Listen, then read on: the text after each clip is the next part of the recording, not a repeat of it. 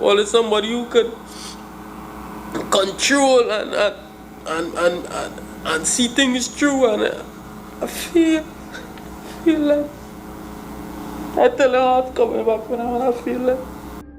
What if your worst nightmare came true while you were just doing your job? Imagine being trapped in complete darkness, pulled into an underwater oil pipe with no idea what's happening around you. This terrifying scenario became a reality for 5 divers during the Paria diving incident, one of the biggest diving disasters in recent history. It was February 25, 2022, off the Caribbean destination of Trinidad and Tobago. Little did these divers know that their routine maintenance job on an oil pipeline for Paria Fuel would take a horrifying turn. They were tasked with working on a U-shaped section used to transport oil from a ship to a refinery 400 yards away. Working on this pipe was an inherently dangerous task, requiring innovative solutions to ensure safety. The divers utilized a special habitat bell, an 8x8x8 cube structure which allowed them to work while remaining dry. This setup had worked well in the past, but fate had other plans on that fateful day. Once inside, the divers removed their equipment and began their first task, removing an air plug that prevented hydrocarbons from escaping the pipeline. Little did they know that this seemingly routine action would unleash a chain of events that would test the limits of their survival. As they worked, the unthinkable happened. On February 25th, a team of 5 divers, Faisal Kurban, Kazim Ali Jr., Rishi Nagasar, Yusuf Henry, and Christopher Boodram, descended into the depths to conduct repairs on an undersea oil pipeline. Little did they know that they were about to face a force so powerful, so unrelenting, that it would change their lives forever. While conducting their work, the divers were suddenly and violently sucked into the pipeline by a vortex created by a sharp difference in water pressure known as a delta P. The force was so intense that only Christopher Boodram managed to escape, left to give a heart-rending testimony at the subsequent inquiry. Here's what happened on that fateful day. It was a routine maintenance job, or so they thought. As soon as the valve was opened, an incredibly strong force sucked the divers and all their equipment into the pipe, propelling them deep into the oil pipeline. This was completely unexpected, and the men were caught off guard, their hearts pounding with fear. They found themselves pulled into the pipe by a rushing torrent of water, like being caught in a tornado with no control over their fate. After this sudden and unlucky turn of events, they were lucky enough to end up in an air pocket inside the pipe. Disorientated and gasping for breath, they didn't know exactly where they were in the pipe, which way was up or down, or what had just happened. The only thing they could hear was the sound of their racing heartbeats and the distant echo of their calls. As they started calling out names, relief washed over them as they realized they were all alive and together. Yusuf! Oh, Yusuf! How long you have to walk before you meet Faisal? You and Faisal was together all the time? Right now. Who else with you? We have Faisal alone. Cars for you? Right there. However, the very air that was allowing them to breathe was actually the reason they got sucked into the pipe in the first place. Imagine the terror that must have gripped their souls as they found themselves trapped in this dark claustrophobic nightmare with no way out and no idea what lurked ahead. The weight of the situation must have been suffocating as they struggled with the realization that their routine job had turned into a fight for survival. It was the calm before the storm. So how did such a disaster happen? There was supposed to be 1,200 gallons of oil inside the pipe, but there was less, creating an air pocket right under the plug that they were supposed to remove. This small deviation from the expected conditions caused a huge pressure difference between the top and inside the pipe. When they removed the plug, everything in the chamber was sucked into the pipe with tremendous force, like a massive vacuum cleaner. Not knowing which way to go, they had to make a gut-wrenching decision and guessed, starting to move through the pipeline. The pipeline had elevation changes, creating air pockets that offered brief respites from the suffocating darkness. They pushed through the thick oil and water, catching their breath in every air pocket. As time ticked by, they were moving too slowly, and some were too injured to continue. The 2 men in front made the heartbreaking decision to leave the 3 men in the back, who planned to break out and send help, risking their lives to give their companions a chance. The first 2 men found an air pocket with their scuba equipment, which helped them move closer to an exit. After nearly 2 more hours of effort, the second man's injuries were too severe and he had to make the ultimate sacrifice, urging his companion to go on without him. With every ounce of strength left in his body, the lone survivor pushed forward, inching closer to freedom.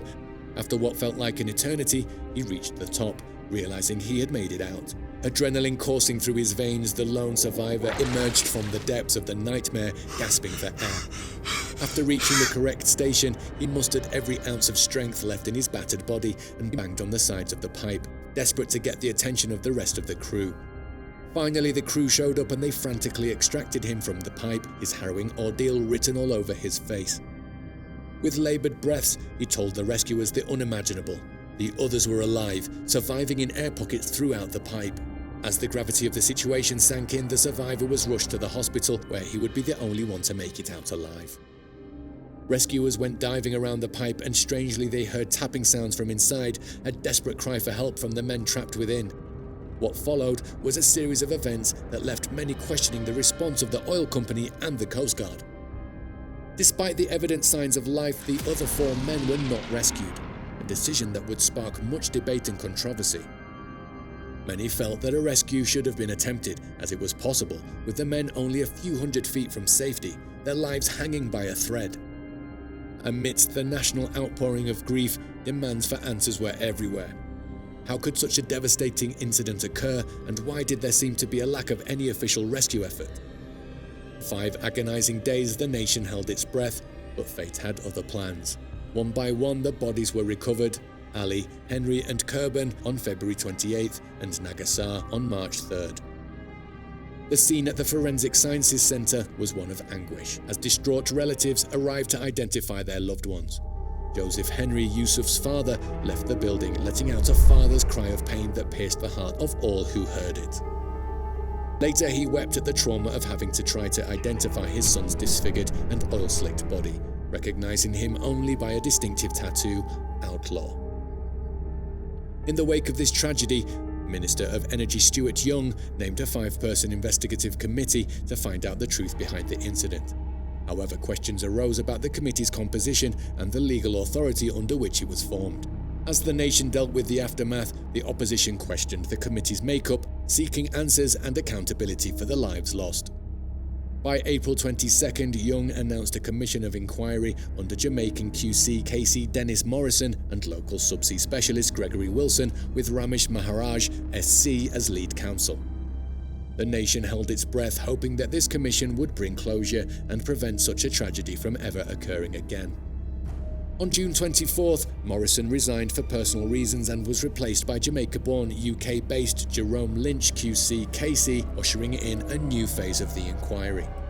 However, Lynch's appointment was not without its challenges. As the hearings unfolded, the COE played an audio recording captured by a GoPro camera, revealing the voices of the trapped men in their final hours within the confines of the pipe. For those in the comfort of their own homes, offices and workplaces nationwide, the audio was a gut-wrenching experience. After witnessing the haunting images of the men's bloated corpses circulated online, suddenly they heard the voices of the men when they were still alive. Their words were a contrast to the horrors they faced. "Are you hearing me? I'm inside the pipe too. I can't come out," one voice called out. "Chris, yeah, I'm right behind you," another responded. "Are you right behind me? We're all in this together. We have to go. We have to start moving," the voice urged.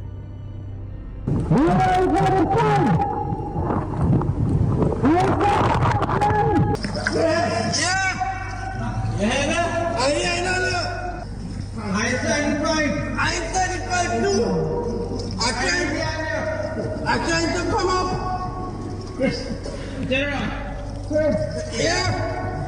As the hearings progressed, Boodram, the sole survivor, testified to the horrors of being sucked into the pipeline. "I said, God, I'm coming. Ma, look out for me," he recounted, his words painting a vivid picture of the terror he experienced.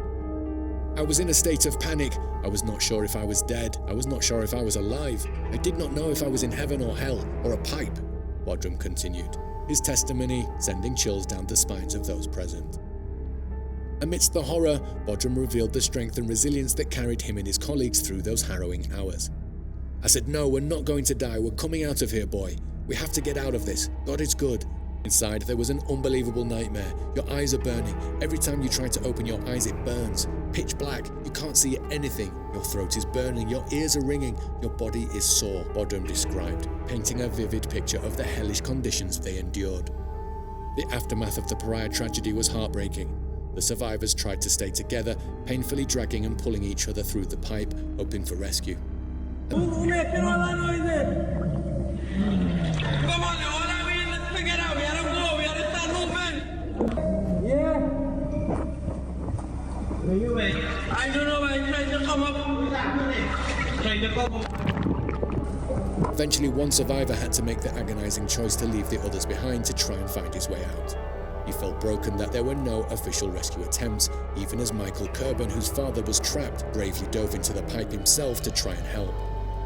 Christopher Boodram, the sole survivor who escaped, was frustrated by the lack of organization and action from the officials, describing them as running around like headless chickens. Everything inside me was hoping a rescue was going on. Nobody was making an attempt to rescue me.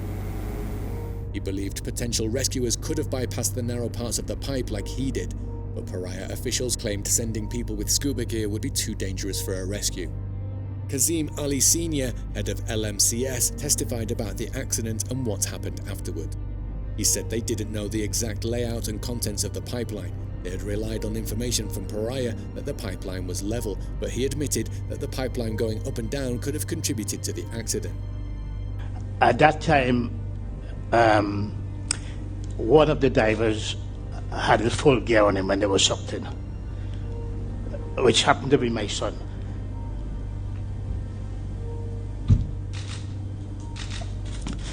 So when he had survived, he would have the rest of the tanks. Right. So there was a time of an hour at the least.